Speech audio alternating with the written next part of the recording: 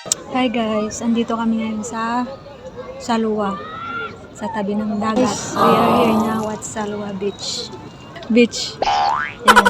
Ang ganda dito yung kabilang dagat siya, yung Qatar. Wow!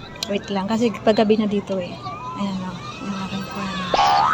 Ang picture.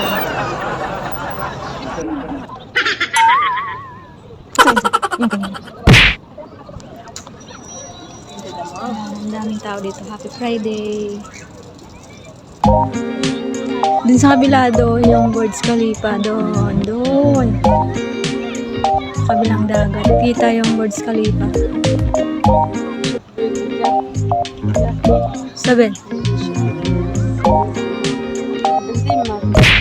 Heh! Kadab!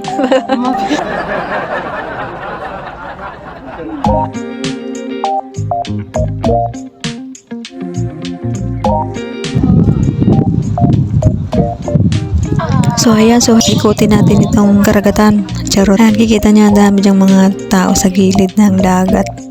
Ngayon ko lang talaga narating itong Salwa Beach. Sa dami ng dagat kong napuntahan. Ito yung dagat na sobrang linaw ng tubig. Grabe. Parang kristal kalinaw. Ang ganda, sarap maligo. So ayan, maya makikita nyo kung gaano kalinaw ang tubig dito. At saka sobrang linis. Grabe. Alaga sa linis. Siyempre, uli-uli ko muna kayo dito sa may palipalibot dito. Ayan. Dito lang yan sa bandang. Dito lang yan. Wala pa yung, hindi ko pa nililibot yung buong paligid yan talaga.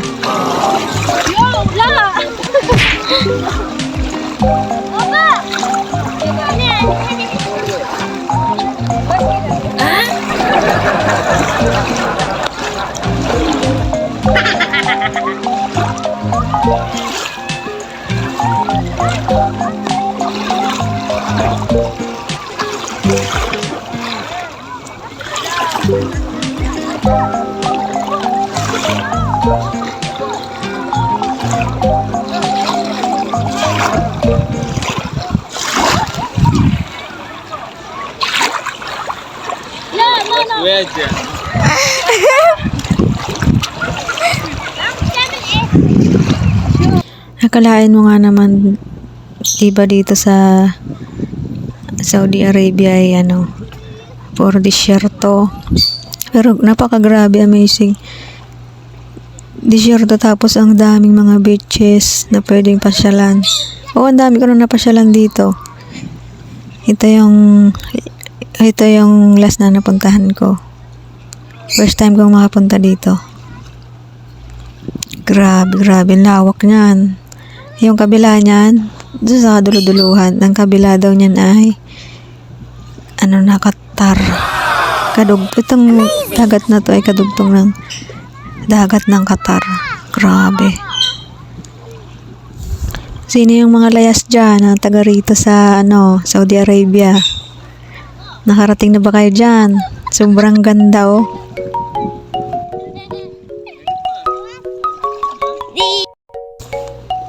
Tara maligo mga kabs dyan. Let's go. Ito yung lugar na talagang gustong gusto ko din. Tingnan nyo naman kung gaano kalinaw ang tubig. Parang kristal kalinaw. Kahit maghapon ka dyang maglakad-lakad o hindi man lang nalalabo yung tubig. Napaka-amazing talaga. Diba? Grabe. Ang ganda pa ng hangin. Sarap ng hangin. Marirelax ka talaga dito. Malilimutan mo saglit yung iyong problemang mga kautangan. Charot.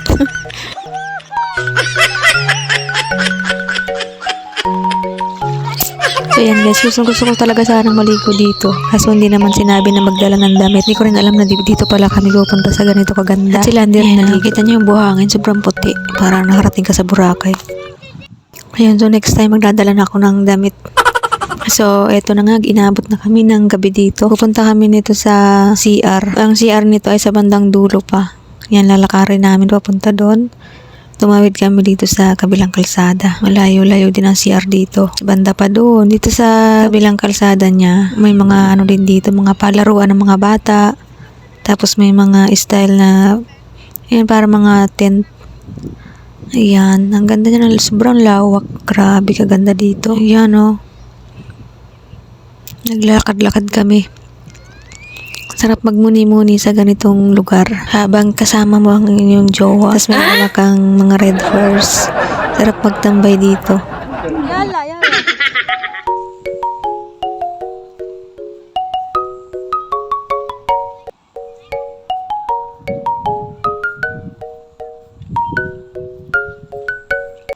Layo-layo ng CR. Pag nasi-CR ka talagang abutin ka na sa daan, char. Dito pabalik na kami nito.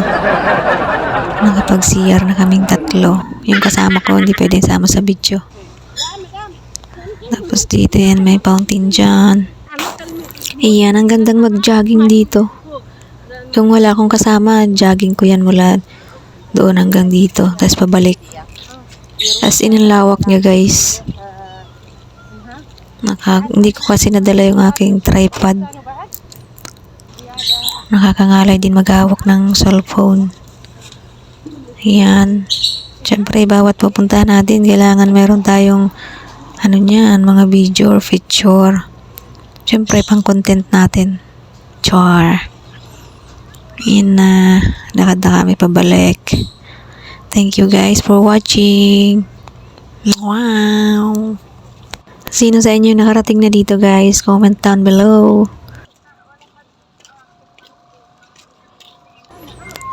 Shukran for watching.